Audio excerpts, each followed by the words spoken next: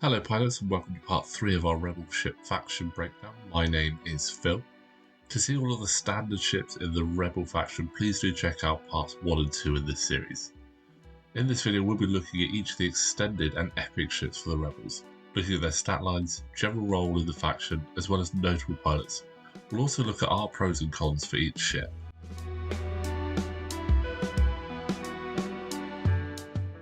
First up we have the E-Wing, originally the Rebels' answer to the TIE Defender. In lore this was seen as an upgrade to the famous X-Wing. For a stat line it gets 3 red dice, 3 evades, 3 hull and 3 shields. Action wise you'll get focus, evade, target lock, barrel roll to red lock and boost to red lock. This ship also comes with the ship ability Experimental Interface. You can acquire locks beyond range 3, you cannot acquire locks at range 1. This is a handy ability that will allow you to hopefully get a double modded shot by the time you get to engage. The dial has pretty much everything you'd want with all of the basic maneuvers, with the 1 hard being red, the 1 through 4 straight and 1 banks being blue. You also get the 3 sloop and 4k turn. This ship can handle going fast and turning quickly very well. Stick an R4 astromech on there and this ship is incredibly nippy. As mentioned earlier, this ship is seen as an upgrade on the X-Wing. It can do pretty much everything the X-Wing can do. It's great as an Alpha Strike ship with the early locks and fast style, with enough bulk to take a few hits before disengaging and coming back into the fight. All of the pilots have access to system and tech slots which can help you diversify the ships nicely. For notable pilots it can really only be Corran Horn. Although he has now got his X-Wing, he is well known for flying the E-Wing and was a force to be reckoned with in version 1. His ability, at initiative 0, you may perform a bonus primary attack against an enemy ship in your bullseye. If you do, at the start of the next planning phase gain 1 disarm token. This can be an incredible ability to finish off a ship that you've been working on that round, or setting up for a kill the following round. Taking the disarm does mean that you cannot use this every turn, but that is okay, as it allows you to get out of the fight, reacquire the lock and come back in for a second pass. This ship is a really solid platform and with the right astromech can be incredible. R3 allowing 2 early locks on your opponents, or R4 making the dial simply insane. The sensor and tech slots really open up this ship's versatility. The main drawback is its costing. At this time you're looking at 5 or 6 points. While this isn't too bad, there are some very good options elsewhere at that points range.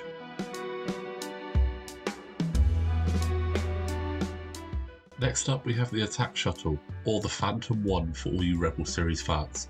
The original shuttle for the Ghost. It is surprising that this is still only extended, but hopefully we'll see it re-released, maybe with folding wings to help it fit into the new Ghost model. With 3 red dice, 2 green, 3 hull and 1 shield, it may be small but it can pack a punch. Action wise you're going to get focus, evade and barrel roll to red evade. With a locked and loaded ship ability, while you are docked, after your carrier ship performs a primary forward arc attack or a turret attack, it may perform a bonus primary rear arc attack. This potentially gives the Ghost a 270 degree attack arc. The dial on the Attack Shuttle is not so bad either, with all of the basic maneuvers except the 5 straight. Its 1 and 3 hard are red, and the blues you have are the 1 and 2 straight and 1 bank. You do also get a 4k turn. Now this ship is used primarily as a rear gun for the Ghost, giving it a much more powerful range of attacks. However, the pilots on the ship also have some good abilities and can be used to cause some serious mayhem for your opponent. For notable pilots, all of the pilots on the ship are pretty good, but we want to have a look at Ezra Bridger. His ability, while you defend or perform an attack, if you are stressed you may spend 1 force to change up to 2 of your focus results to evades or hit results. Now while docked to the Ghost this may be of less use, but when undocked this provides a better version of Brilliant Evasion. You can also equip the Child to this ship to give you 3 force in total. You wouldn't be able to take any other upgrades, but it would give you a solid platform. Now this ship is a cheap little package that combined with the Ghost or not is going to give you some extra firepower and crew carrying options. Its stat line is not bad for a ship that costs just 3 or 4 points. And if you're not running the Ghost you may not see much use for this, so the same points you can get some strong options in other ships, but it's always nice to see the Attack Shuttle on the table.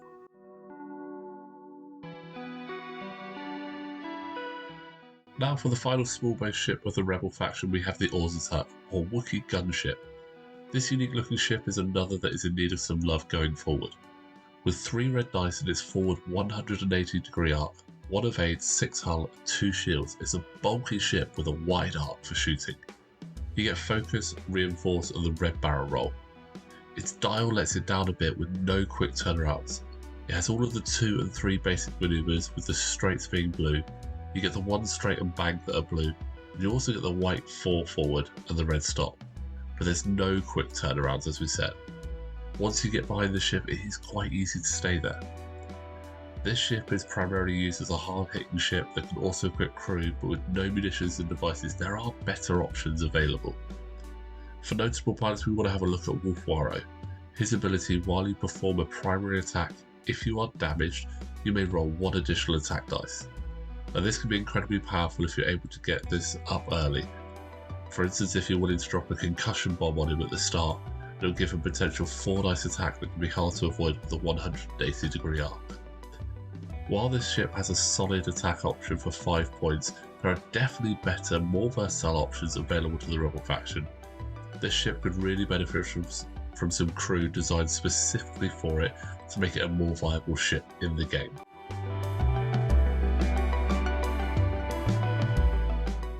Moving on to the medium base ships, we have the K-Wing, one of my favourite ships of the game and an absolute scourge of light version 1. With this, you're going to get 2 red dice in the bow tie arc, 1 evade, 6 hull, and 3 shields. The actions are focus, lock, slam, rotate, and reload. This has one of the fewest options on the dial with all the 2 basic moves, with the straight being blue, the 1 and 3 banks, and straight with the 1s being blue. No option to turn around quickly, but it does have slam and a rotating turret to help with this. The K-Wing is a good platform for munition and devices, as it can very quickly get across the board and get shots off fairly early. It can also set itself up to drop some particularly brutal devices, either mines or bombs, to great effect around objectives. For named pilots, we are a big fan of Miranda Donny.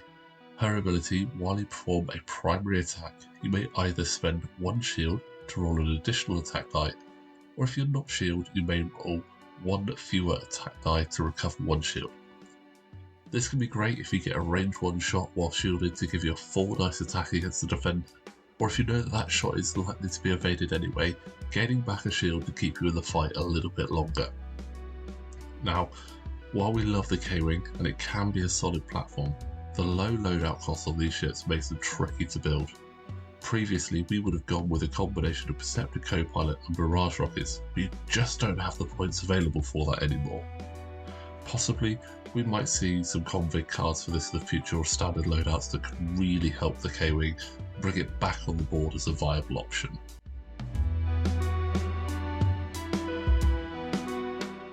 Now for the final ship that you can fly in a normal 20-point game of X-Wing, we have the YT-2400 Light Freighter.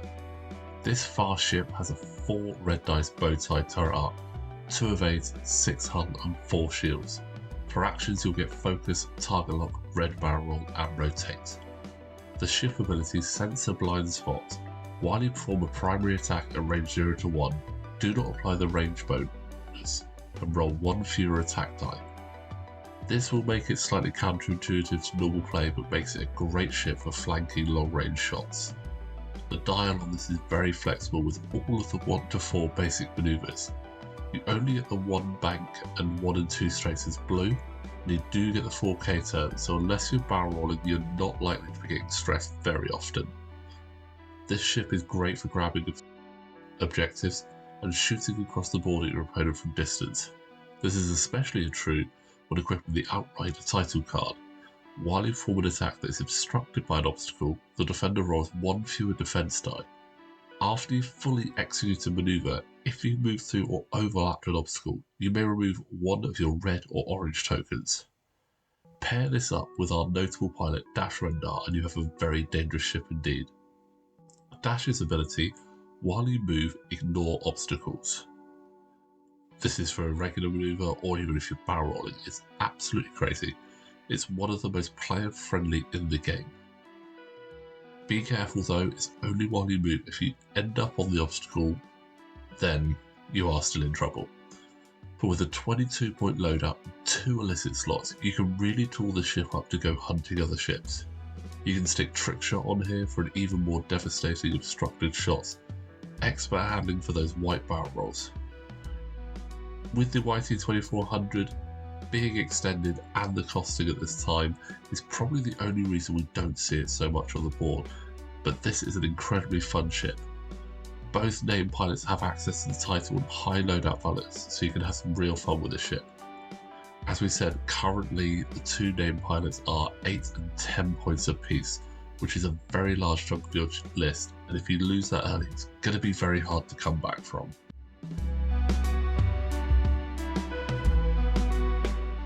With all that done, let's have a look at the epic ships for the Rebellion.